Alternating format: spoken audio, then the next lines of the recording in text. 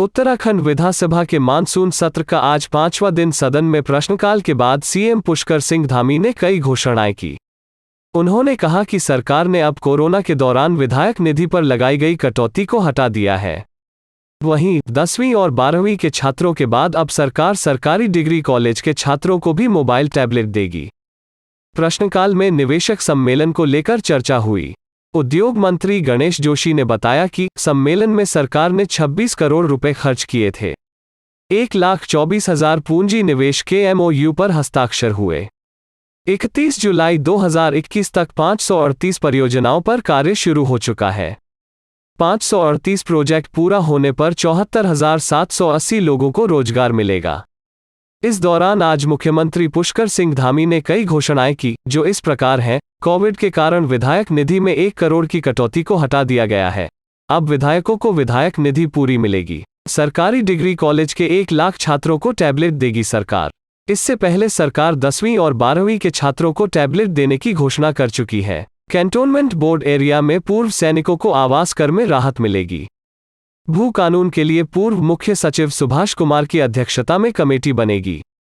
सर्वदलीय हो सकती है समिति भू कानून को लेकर सरकार को सुझाव देगी। कोरोना महामारी में अहम भूमिका निभाने के लिए पुलिस कांस्टेबल से लेकर इंस्पेक्टर को एकमुश्त 10,000 की प्रोत्साहन राशि दी जाएगी। पटवारी, लेखपाल और राजस्व निरीक्षकों, ग्राम एवं पंचायत सहायकों को भी 10,000 एकमुश्त प्रोत्साहन राशि दी जाएगी। हर सरकारी स्कूल में शौचालय बनेंगे।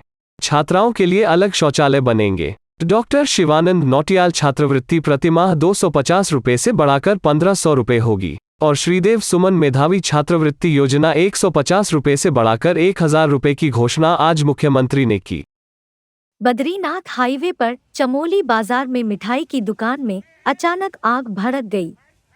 देखते ही देखते आग पूरे कॉम्प्लेक्स में फैल गई और 5 दुकानों में लाखों का सामान जलकर राख हो गया। इस दौरान मिठाई की दुकान में रखे गैस के 5 सिलेंडरों में धमाके हुए।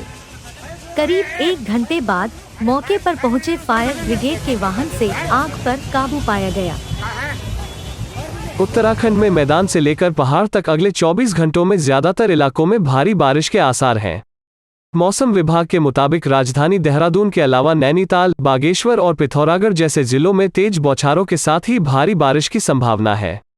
इन जिलों में ऑरेंज अलर्ट जारी किया गया है। उत्तराखंड में लगातार चलते मूसलाधार बारिश ने परेशानी बढ़ा दी है।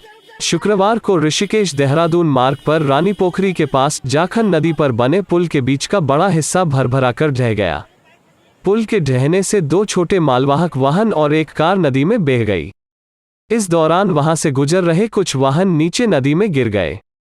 कुछ बाइक सवार भी बाल बाल बचे। पुलिस ने पुल पर पूरी तरह से आवाजाही को बंद करा दिया है। सूचना मिलने पर पूर्व कैबिनेट मंत्री हीरा सिंह बिष्ट और पूर्व मुख्यमंत्री त्रिवेंद्र सिंह रावत भी मौके पर पहुंचे। जाखन नदी का पुल ढहने से राहगीरों में अफरा तफरी का माहौल बन गया। अभी तक कोई जनहानि की सूचना नहीं मिली है। अरविंद केजरीवाल सरकार ने अभिनेता सोनू सूद को देश के मेंटर योजना का ब्रांड एम्बेसडर बनाया। उत्तराखंड की राज्यपाल बेबी रानी मौर्य ने मुक्त विश्वविद्यालय खबर का संज्ञान लेते हुए उत्तराखंड मुक्त विश्वविद्यालय में बिना पद और आदेश के 56 लोगों की नियुक्तियों के मामले की जांच के आदेश दिए हैं। राज्यपाल ने कहा कि किसी भी विश्वविद्यालय में अवैध नियुक्तियां मिली तो उन्हें निरस्त किया जाएगा। उन्होंने कहा कि इस तरह की नियुक्तियों को लेकर उनसे किसी तरह की कोई सहमति नहीं ली गई है। चुनावी साल में प्रदेश सरकार भले ही लगातार कई घोषणाएं कर रही हो, लेकिन राज्य की अर्थव्यवस्था कर्ज में है। इस बात का खुलासा कैग की रिपोर्ट सामने आने पर हुआ। बृहस्पतिवार को विधानसभा के पटल पर आई कैग रिपोर्ट से सरकार पर बढ़ते कर्ज की हकीकत से पर्दा उठा है। रिपोर्ट के मुताबिक 31 मार्च 2020 तक उत्तराखंड सरकार 65,982 करोड़ के कर्ज के तले दब चुकी थी। पिछले 5 सालों में कर्ज का यह ग्राफ लगातार बढ़ ही रहा है। कैग ने न सिर्फ राज्य सरकार के वित्तीय प्रबंधन पर सवाल उठाए हैं, बल्कि राज्य सकल घरेलू उत्पाद (SDGP) में भारी गिरावट का भी खुलासा किया है। यह आंकड़ा कैग ने राज्य सरकार के अर्थ एवं संख्या विभाग की रिपोर्ट के हवाले से दिया है।